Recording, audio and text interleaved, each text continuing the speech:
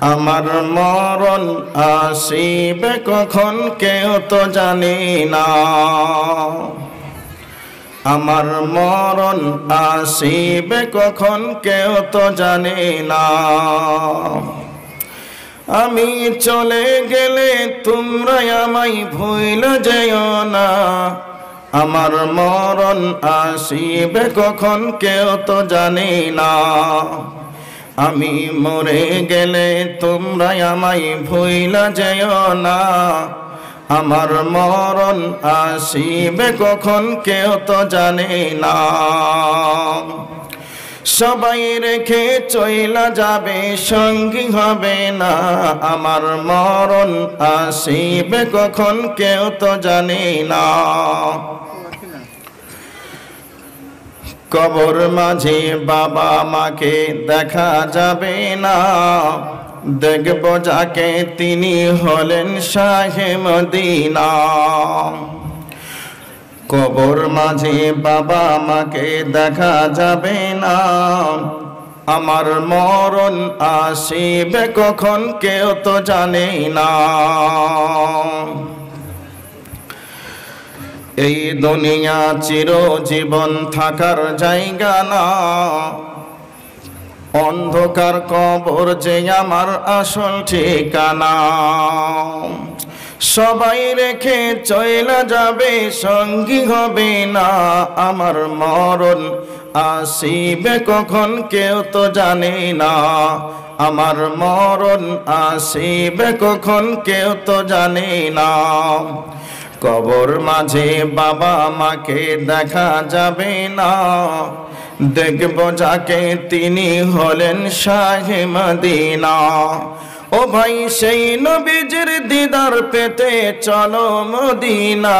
আমার মরণ আসিবে কখন কেউ তো জানে না। ও ভাই সেদিন বুঝবে তুমি নবী বিনে কেহ আপন না। ও ভাই বুঝবে তুমি সেদিন নবী বিনে আপন কেহ না। আমার মরণ আসিবে কখন কেউ তো জানে না। আমার মরণ আসিবে কখন কেউ তো জানে না। উপস্থিত চলমান সভার নির্বাচিত সুযোগ্য সভাপতি সাহেব, উপস্থিত আকাশের তারকা সাদৃশ্য ওলামায়ে দ্বীন, সামনে বসে থাকা ইসলাম পিপাসিত শ্রোতামণ্ডলী, পর্দার অন্তরালে অবস্থানরতা আমার জননীর জাতি মা ও বোনেরা, প্রশংসা আল্লাহ সুবহানাহু ওয়া তাআলার জন্য, যিনি অব্যয় অক্ষয়, যিনার কমতি নেই, যিনার শেষ নেই, যিনার তন্দ্রা নেই। সেই মহান ইলাহির শাহী দরবারে অন্তর থেকে প্রশংসা আদায় করি, সকলেই বলি আলহামদুলিল্লাহ। তার পরে পরে এ বিশ্বের মহামানব, মানবতার মুক্তির দূত, আশরাফুল আম্বিয়া, সরওয়ারে কায়না, নবী আহমদ মুস্তফা, নবী মোহাম্মদ মুজতাবা সাল্লাল্লাহু আলাইহি ওয়াসাল্লামের উপর অগণিত রহমতে কামেলা বর্ষিত হোক। আল্লাহুম্মা আমিন। আল্লাহুম্মা সাল্লি আলাইহি, আল্লাহুম্মা বারিক আলাইহি। আপনাদের সম্মুখে পবিত্র কোরআন থেকে কয়েকটি আয়াতে কারিমা, হাদিসে নবাবী থেকেও দুইখানা হাদিস আপনাদের মাঝে পরিবেশন করেছি। কোরআন এবং হাদিসকে সামনে রেখে অল্প সময়ের মধ্যে কিছু গুরুত্বপূর্ণ তত্ত্ববহল বিবরণের চেষ্টা করব ইনশাআল্লাহ। ওমা তৌফিক ইল্লা বিল্লাহ। ভাই, এখন রাত্রি 10টা বাজতে আর মাত্র 9 মিনিট মতো বাকি আছে। এখনো যে সমস্ত শ্রোতারা আসেননি, ওই শ্রোতারা হয়তোবা মাওলানা মুনিরউদ্দিন সাহেবের অপেক্ষায় তেনারা আছেন।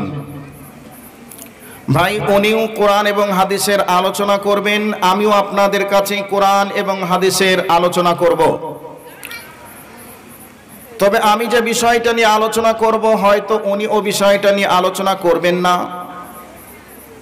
বা উনি যেটা আলোচনা করবেন আমি সেটা করব না। তো ওনার আলোচনা শুনবেন। আমি কি দোষ করলাম যে আমার আলোচনা আপনারা শুনবেন না? আপনাদের সঙ্গে আমার কি ব্যক্তিগত কোনো হিংসা, রাগ, অভিমান কিছু আছে? না আমি আপনাদের কাছে কোনো দোষ করেছি? ভাই কোনো দোষ করেছে আপনাদের কাছে? দোষ তো করিনি আমি, যেহেতু আমার জীবনে এই এলাকাতে আজকে প্রথম আসলাম। তো সেই হিসাবে আপনাদের কাছে আমি কোনো দোষ করিনি, কোনো ভুলও করিনি। সেই জন্য যারা রাস্তাঘাটে আছেন ভাই, আপনাদেরকে অন্তর থেকে আহ্বান জানাচ্ছি, আপনারা কোরআনের এই মাহফিলে আপনারা তাড়াতাড়ি চলে আসুন। তবে এই কোরআনের মাহফিলের কয়েকটি বৈশিষ্ট্যের কথা আলোচনা করব। আলোচনা করার পূর্বে আমাদের সম্মানের পাত্র প্রবীণ আলেম শাইখুল হাদিস মাওলানা বদরুদ্দোজা সাহেব, উনি মাদ্রাসা বিষয় নিয়ে আলোচনা করলেন। আর উনি যখনই এসেছেন তখনই এই মাদ্রাসা প্রসঙ্গে উনি আলোচনা করেছেন। তো এই মাদ্রাসা প্রসঙ্গে কয়েকটি কথা আপনাদের কাছে আমি বলবো। বিষয়টি হলো, মানবের দেহে একটা হার্ট নামক একটা পার্টস আছে, এ সম্পর্কে আমরা সবাই জানি। বিজ্ঞান প্রমাণ করেছে যে একটা সুস্থ মানুষের দেহে যে হার্টটা থাকে, ওই হার্ট মিনিটে 72 বার সংকোচন এবং সম্প্রসারণ ঘটায়। তো ওই হার্ট যদি কারো দেহে 2 বার 3 বার কমে যায়, তবু ওই মানুষটা সুস্থ নেই, অল্প হলেও কিন্তু অসুস্থ। যদি 2-4 বার বেড়ে যায় তাহলেও ওই ব্যক্তি কিন্তু সুস্থ নয়, অল্প হলেও অসুস্থ। যদি 72 বারই যদি তার হার্ট সংকোচন সম্প্রসারণ ঘটায়, তাহলে জানতে হবে ব্যক্তিটা সুস্থ আছে। দেখুন তো আল্লাহর কি কুদরত, হার্টটা একবার এরকম করছে, আবার এরকম করছে, পাম্পিং করছে। যদি একবার এইরকম করলো, করার পরে এইরকম যদি না করে, তাহলে আপনি আমি 1-8 মিনিটের ভিতরেই এই দুনিয়া ছেড়ে চলে যাব। আমরা যে মেশিন ব্যবহার করছি, মেশিন কোনো সময় খারাপ হয়ে যাচ্ছে, চলছে না, আমরা মিস্ত্রি দেখিয়ে সেগুলিকে সারিয়ে আবার চালানোর চেষ্টা করি। কিন্তু আল্লাহ সুবহানাহু ওয়া তাআলা তিনি যে হার্টটা দিয়েছেন, এই হার্টটা চলছে, অনন্তকাল ধরে চলছে। একটা মেশিনে তেল দিতে হচ্ছে, তারপরে মেশিনটা চলছে, তেল ফুরিয়ে গেলে কিন্তু মেশিন চলছে না। কিন্তু আমাদেরকে আল্লাহ এমন একটা মেশিন দিয়েছেন, সেই মেশিনটা আল্লাহ যে সিস্টেমে তৈরি করেছেন, সৃষ্টি করেছেন, সেই সিস্টেমে চলতেই আছে।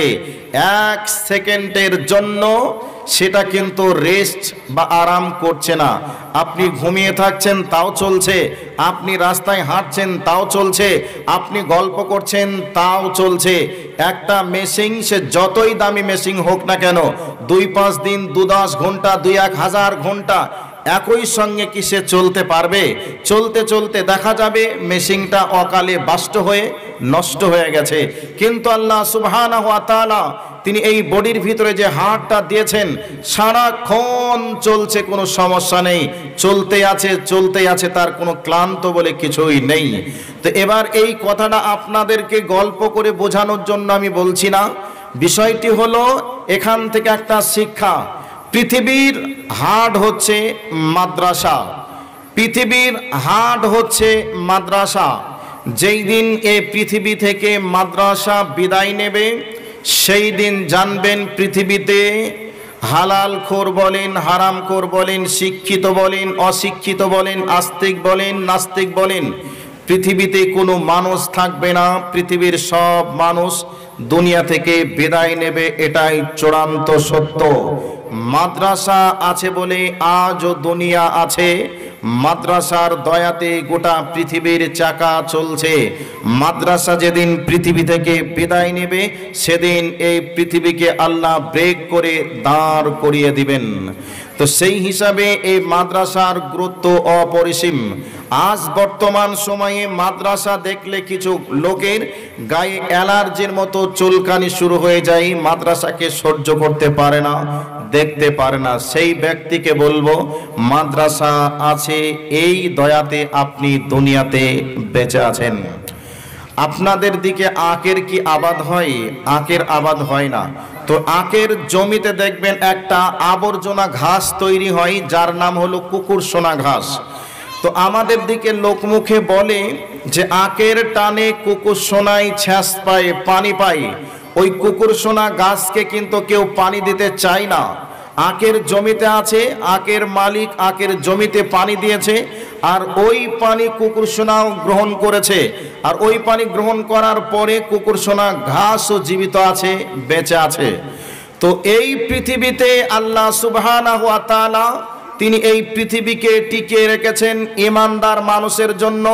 ঈমানদার তৈরি হয়েছে কোত্থেকে? মাদ্রাসার কাছ থেকে। মাদ্রাসা যদি না থাকে ঈমানদার তৈরি হবে না। স্কুল কলেজ ইউনিভার্সিটি যদি না থাকে তাহলে যেমন doctor, master, barrister, professor, engineer হতে পারে না, ঠিক এই মাদ্রাসা না থাকলে আল্লাহওয়ালা হতে পারে না, ইমাম হতে পারে না, মাওলানা হতে পারে না, মুহাদ্দিস হতে পারে না, মুত্তাকি হতে পারে না। এই মাদ্রাসা আছে বলে আলেম, ওলামা, মুহাদ্দিস, কারি, মুজাদ্দিদ যত কিছু আছে সমস্ত কিছু এই মাদ্রাসার বাদাওলতেই দুনিয়াতে আছে। আর এরা আছে বলেই আজ দুনিয়া আছে। আল্লাহর নবী সাল্লাল্লাহু আলাইহি ওয়াসাল্লাম বলছেন, লা তাকুমুস সাআত হাত্তা ইয়াকুলু ফিল আরদি আল্লাহ আল্লাহ। ততদিন পৃথিবী ধ্বংস হবে না যতদিন এই জমিনের উপরে আল্লাহ বলার লোক থাকবে। আল্লাহ বলার লোকটা কোথা থেকে তৈরি হয়? মাদ্রাসা থেকে তৈরি হয়। আমি একজন বক্তা তৈরি হয়েছে মাদ্রাসা থেকে, একজন ইমাম সাহেব তৈরি হয়েছে মাদ্রাসা থেকে। আজকে যারা সাধারণ মানুষ আছেন ওনারা ভাববেন আমরা তো কোনোদিন মাদ্রাসায় পড়িনি, বাংলা বই পুস্তক পড়ে অনেক কিছু শিখেছি। বন্ধু, ওই মাদ্রাসা পড়ুয়া লোকটাই বাংলা বই পুস্তকটা আপনার আমার জন্য লিখেছেন। যদি মাদ্রাসা পড়ুয়া লোকটা, আলেমটা যদি না থাকতো, বাংলা ভাষায় অনুবাদের কোনো বই তৈরি হতো পৃথিবীতে? হতো না। এই জন্যে মাদ্রাসার গুরুত্ব অপরিসীম। মাদ্রাসা আছে বলেই দুনিয়া আছে। কাজেই মাদ্রাসার সঙ্গে সম্পর্ক রাখতে হবে নিজের দেহের অঙ্গের মতো। নিজের দেহের অঙ্গে যদি কোনো জায়গায় ব্যথা হয়, কোনো জায়গায় আঘাত লাগে, চোট লাগে, যেমন আমার বডিতে চোট লাগার কারণে আমার আত্মা ব্যথিত হয়, অন্তরে কষ্ট পাই, ঠিক মাদ্রাসার যদি কোনো রকমের অভাব অনটন হয়, অন্তর থেকে কষ্ট করে, অন্তরে ব্যথা অনুভব করে ওই মাদ্রাসার সেই যেটা কমতি আছে ওই জায়গাটাকে পূরণ করার চেষ্টা রাখতে হবে।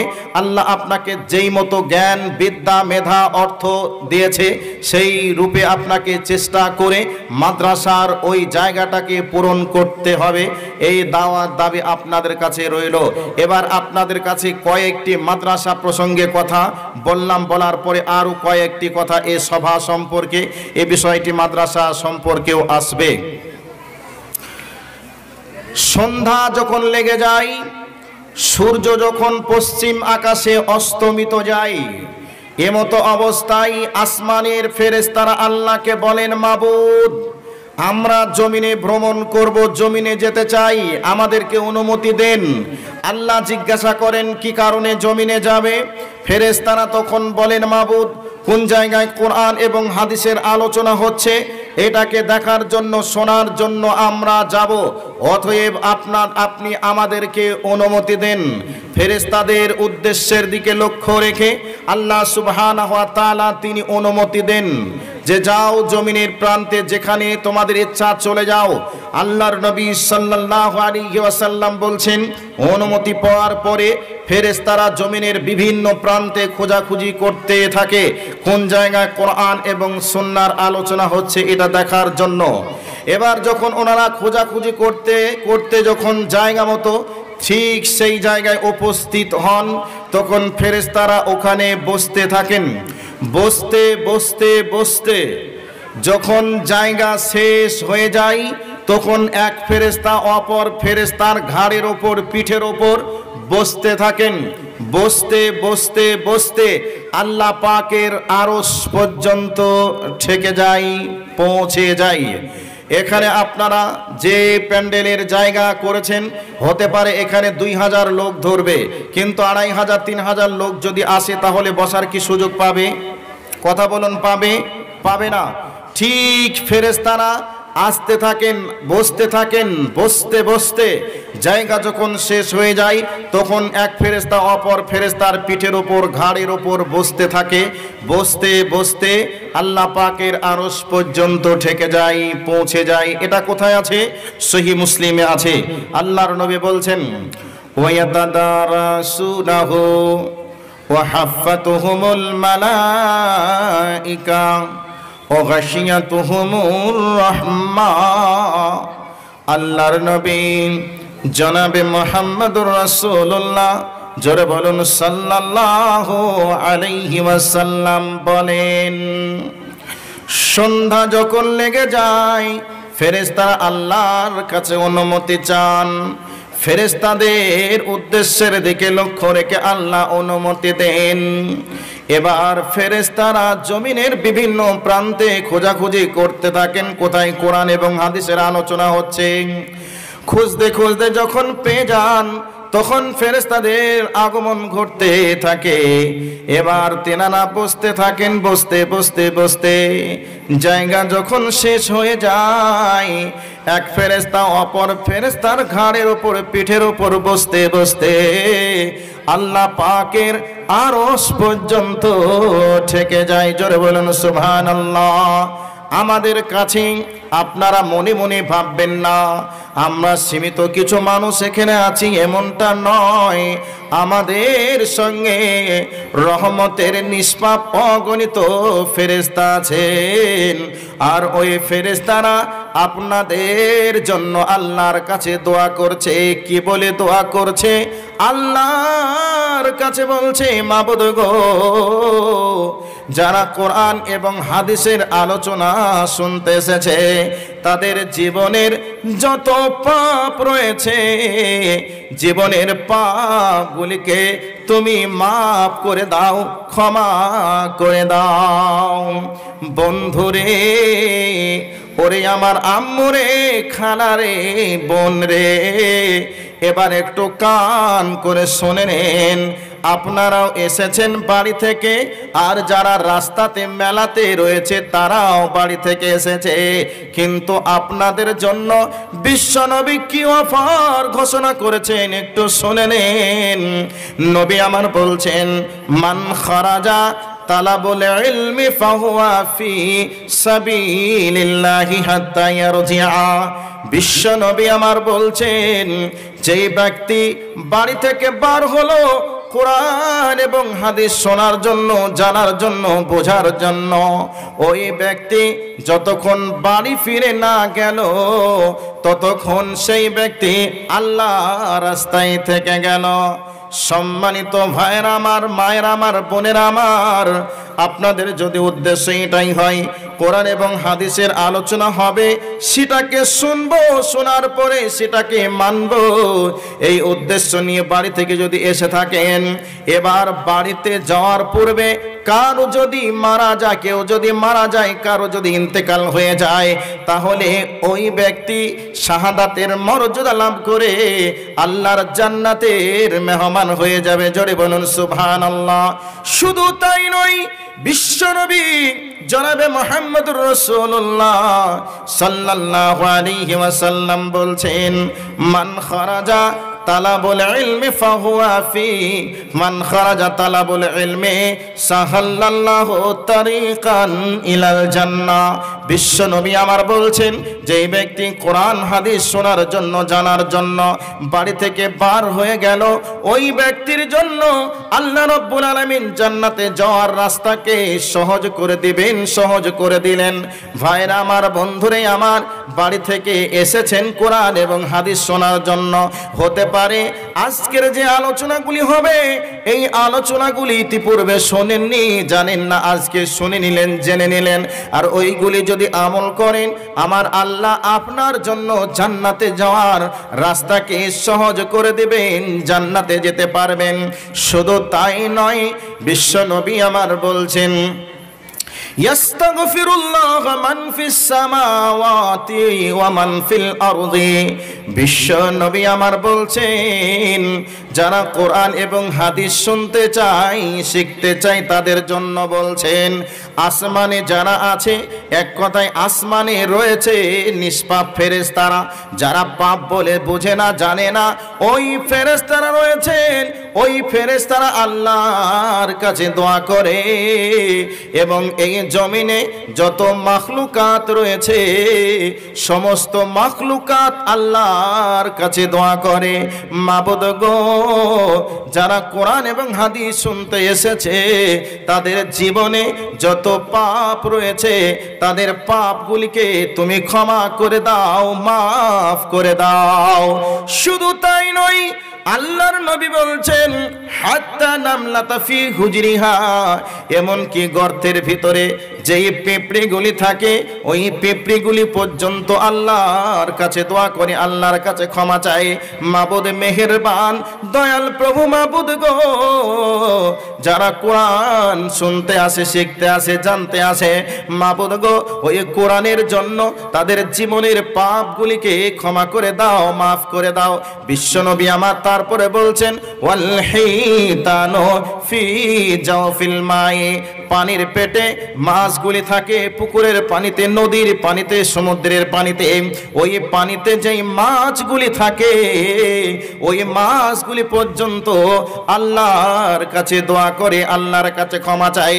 এখানে নারী পুরুষ নির্বিশেষে আবাল বৃদ্ধা বনিতা যতজন মানুষ রয়েছেন এই মানুষগুলিদের জন্য পৃথিবীর যত মাখলুকাত রয়েছে সমস্ত মাখলুকাত আল্লাহর কাছে দোয়া করছে, ক্ষমা চাচ্ছে। এই জন্যে মনে মনে একবার আনন্দ করে আল্লাহর প্রশংসাটা আদায় করে নেন। আল্লাহ গো, যারা রাস্তায় আছে তারা বঞ্চিত হয়ে আছে, আর আমরা যারা প্যান্ডেলের ভিতরে এসে কোরআন এবং হাদিস শুনতে পাচ্ছি, বুঝতে পারছি, এই জন্যে আমাদের জন্য আল্লাহ রব্বুল আলামিনের রহমতের ফেরেশতারা আমাদের জন্য দোয়া করছে, তারা বঞ্চিত হয়ে আছে। আর আমরা আজকে তাদের সঙ্গে থেকে আমাদের জীবনের গুনাহগুলিকে মাফ করার মতো সুযোগ পেয়েছে। এই জন্য অন্তর থেকে আল্লাহর একবার প্রশংসা আদায় করে সকলেই অন্তর থেকে জলদ গম্ভীর স্বরে আল্লাহর প্রশংসাটা আদায় করুন। সকলেই বলুন আলহামদুলিল্লাহ। এবার আপনাদেরকে কি বলছি, বিশ্বনবী জনাবে মুহাম্মদুর রাসূলুল্লাহ সাল্লাল্লাহু আলাইহি ওয়াসাল্লাম বলছেন যেই জায়গাতে কোরআন এবং হাদিসের আলোচনা হয় ওই জায়গাটিকে আমার আল্লাহর নবী বলছেন ওই জায়গাটিকে আল্লাহ রব্বুল আলামিন নিরাপদ নামক জায়গা বলে ঘোষণা করেন। আর ওই জায়গাটিকে আল্লাহ রব্বুল আলামিন রহমত দ্বারা তিনি ঘিরে রাখেন। এই জায়গাটিকে আল্লাহ এখন নিরাপদ বলে তিনি ঘোষণা করেছেন।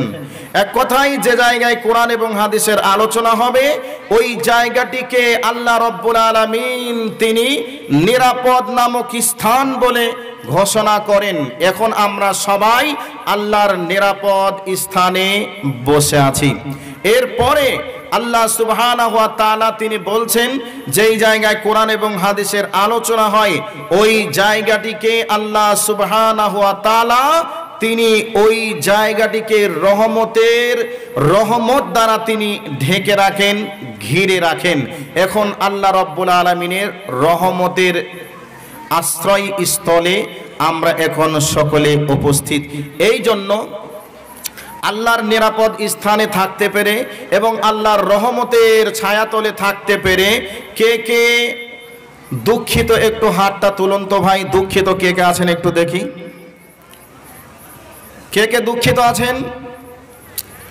আনন্দিত কে কে হাতটা উঠান দেখে একটু। সবাই আনন্দিত? একবার সবাই অন্তর থেকে নারী পুরুষ নির্বিশেষে সকলেই আমরা একটু আল্লাহর প্রশংসা করি, সকলেই বলি আলহামদুলিল্লাহ। তো এবার আপনাদের কাছে আমি যে বিষয়টি বলতে চাচ্ছিলাম সে বিষয়টি হচ্ছে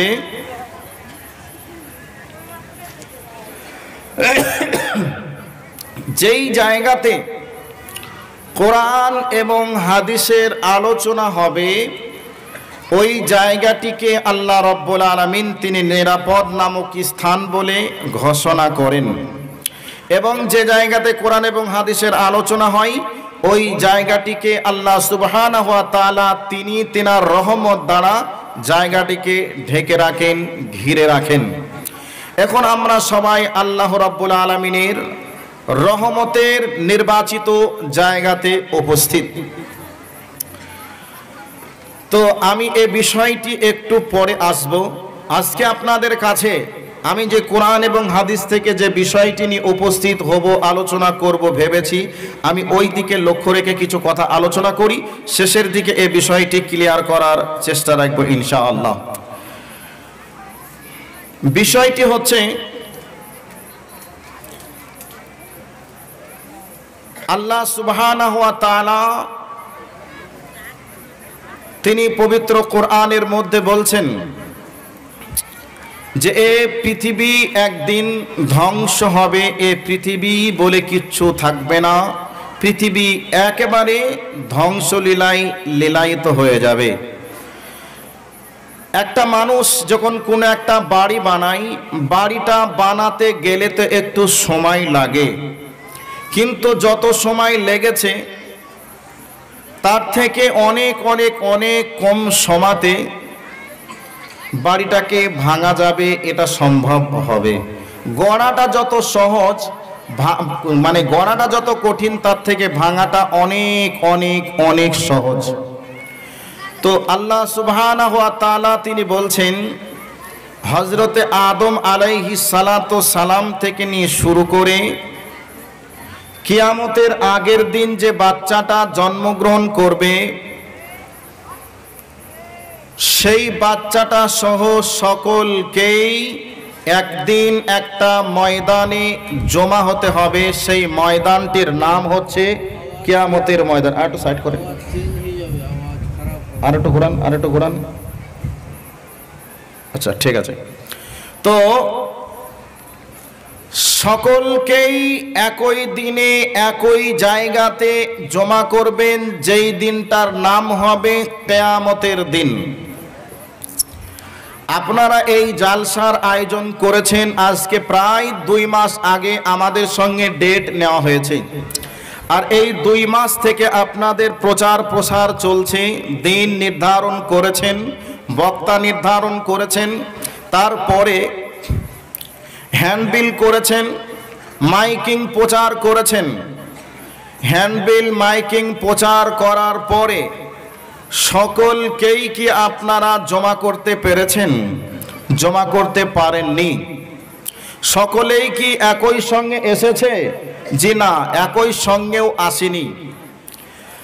তো আল্লাহ সুবহানাহু ওয়া তাআলা তিনি সেই হযরতে আদম থেকে নিয়ে শুরু করে কিয়ামতের আগে যে বাচ্চাটা আসবে, এই বাচ্চাটা সহ সকলকেই একই জায়গাতে জমা করবেন। কেউ সেদিন জমা হব না, একত্রিত হব না, এইরকম কথা বলার কারো সুযোগ থাকবে না। ওমা হুম আনহা বিগাইবিন, সেদিন অনুপস্থিত বলে কেউ থাকবে না, সকলেই উপস্থিত হবে একই সময়, একই ময়দানে, একইভাবে সকলেই খালি পায়ে, নগ্ন দেহে, উলঙ্গ অবস্থায়, খাতনাবিহীন অবস্থায় সকলেই একটা ময়দানে জমা হবেন। আর একই ময়দানে জমা করবেন তিনি হলেন আমাদের রব। আর যেই দিনে জমা করবেন সেই দিনটার নাম হবে কিয়ামতের দিন। এবার আপনাদের কাছে ওই দিনটার পরিবেশ সম্পর্কে কিছু কথা আলোচনা করব। তার আগে এবার আপনাদেরকে কিছু কথা কোরআন এবং হাদিস থেকে বলার পরে মেন জায়গাতে যাওয়ার চেষ্টা করব। বিসমিল্লাহ রহমান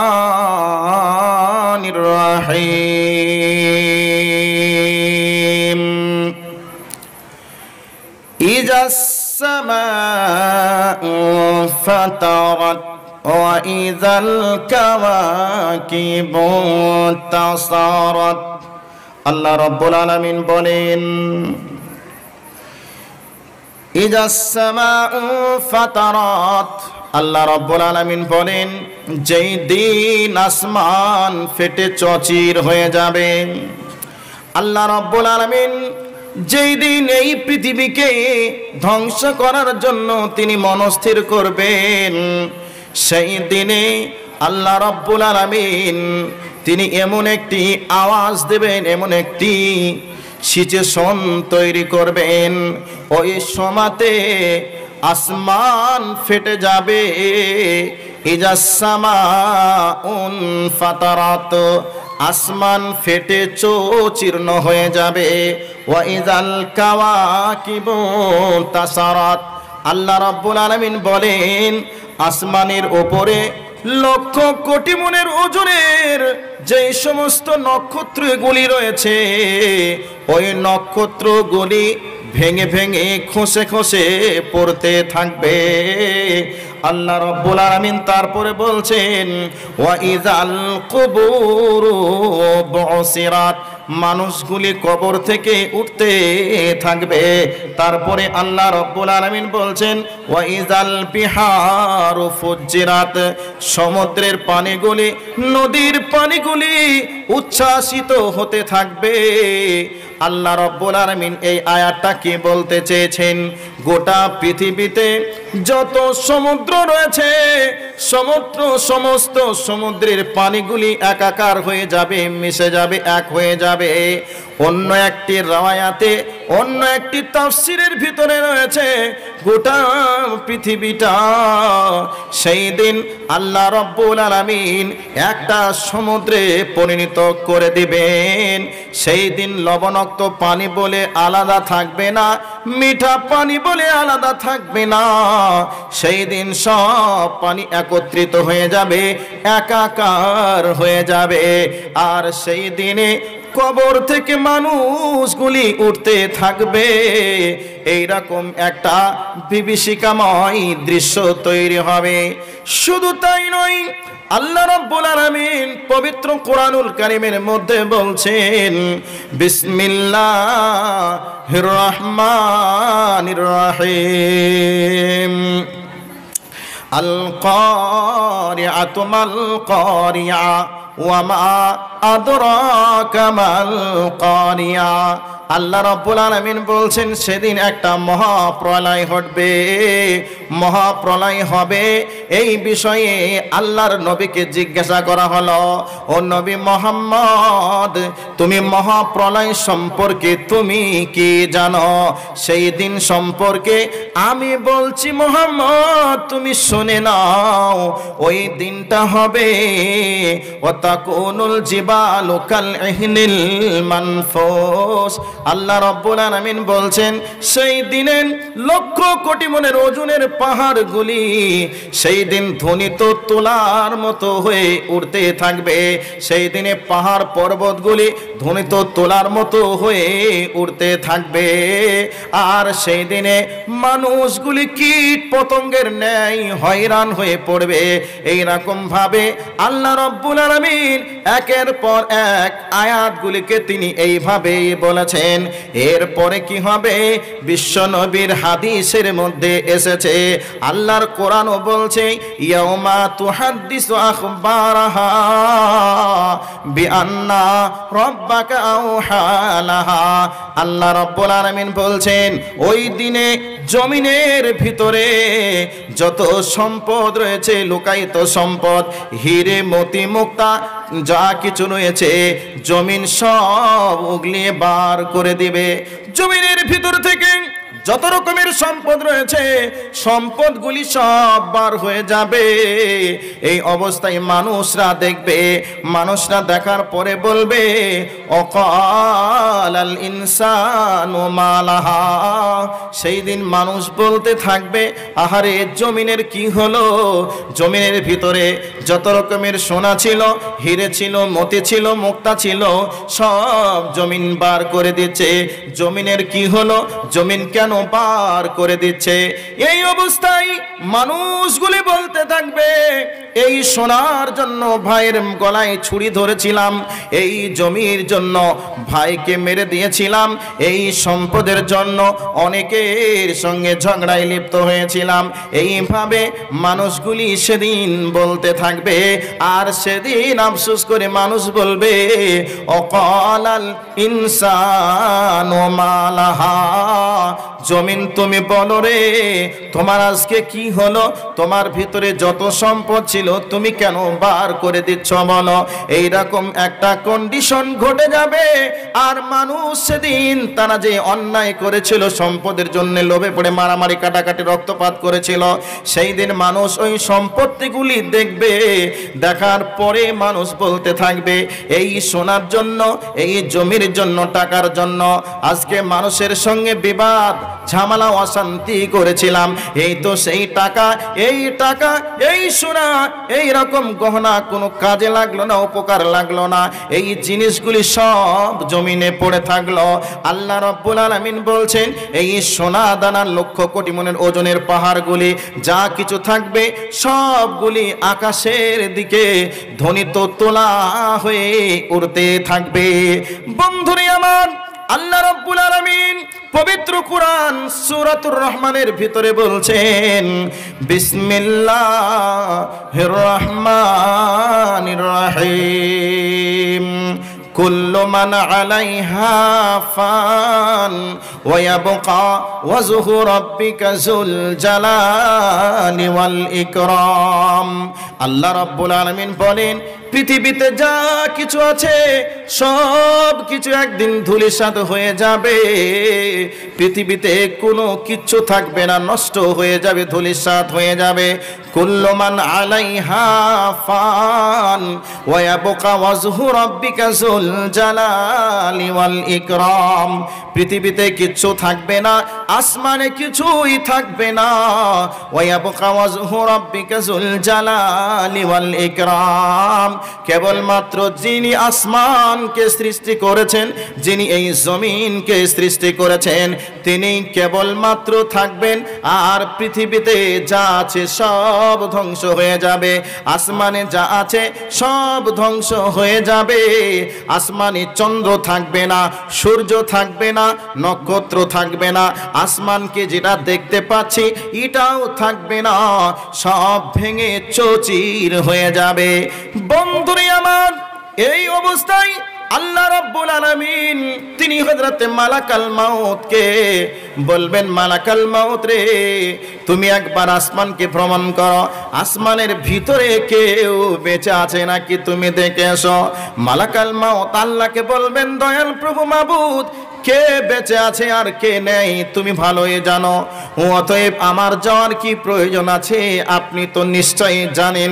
আল্লাহ বলবেন, মালাকাল মাউত রে, তুমি একবার আসমানটাকে চিরুনি তল্লাশি করে দেখো, কেউ বেঁচে আছে আমার চোখে ফাঁকি দিয়ে কেউ কোথায় বসবাস করে নাকি দেখে এসো। মালাকাল মাউত আসমান ভ্রমণ করবেন, গোটা আসমানে যত ফেরেশতা আছে সব ফেরেশতা আল্লাহর হুকুমে ঘুমিয়ে গেছে, আসমান স্তব্ধ হয়ে গেছে। আসমানে কেবলমাত্র 4 জন ফেরেশতা রয়েছে আর আল্লাহ রব্বুল আলামিন রয়েছেন। এমতো অবস্থায় হযরতে মালাকাল মাউতকে বলবেন, মালাকাল মাউত রে, তুমি একবার জমিন ভ্রমণ করো, জমিনে কোনো প্রাণী আমার চোখে ফাঁকি দিয়ে বসবাস করছে নাকি তুমি দেখে এসো। মালাকাল মাউত জমিন ভ্রমণ করবে, জমিনে কেউ নেই, জমিন স্তব্ধ হয়ে গেছে, জমিনে কেউ নেই, সব ধ্বংস হয়ে গেছে, গোটা জমিন স্তব্ধ হয়ে গেছে। এই জমিনে কোনো পাহাড় নেই, কোনো পর্বত নেই, গাছ নেই, নদী নেই, নালা নেই, কিচ্ছু নেই, সব স্তব্ধ হয়ে গেছে। এমতো অবস্থায় আল্লাহ রাব্বুল আলামিনকে গিয়ে বলবেন, মাবুদ গো, জমিনে মানুষ তো দূরের কথা, একটা পিঁপড়ি পর্যন্ত নেই জমিনে বসবাস করবে। এমতো অবস্থায় আল্লাহ রাব্বুল আলামিন তিনি দেখবেন আসমান স্তব্ধ হয়ে গেছে, জমিন স্তব্ধ। মালাকাল মাউতকে বলবেন, মালাকাল মাউত রে, তুমি ওই তিনজন ফেরেশতার রূহটাকে কবজ করে নিয়ে এসো। তিনজন রূহ কবজ হয়ে যাবে। এবার গোটা আসমান এবং জমিনের ভিতরে কেবলমাত্র দুইজন, একজন হলেন তিনি রব, আর যিনি মানুষের এবং জীবের জান কবজ করার দায়িত্ব নিয়েছিলেন তিনি হযরতে মালাকাল মাউত। মালাকাল মাউতকে আল্লাহ রাব্বুল আলামিন বলবেন, মালাকাল মাউত রে, মাউত ইয়া মালাকাল মাউত, মালাকাল মাউত তুমি মরে যাও, মরে যাও। মালাকাল মাউত বলবেন, রব্বুল আলামিন আমাকে যে রূহটা কবজ করে তোমার হাতে দিতে হবে, এটা যদি আমি জানতাম আল্লাহ।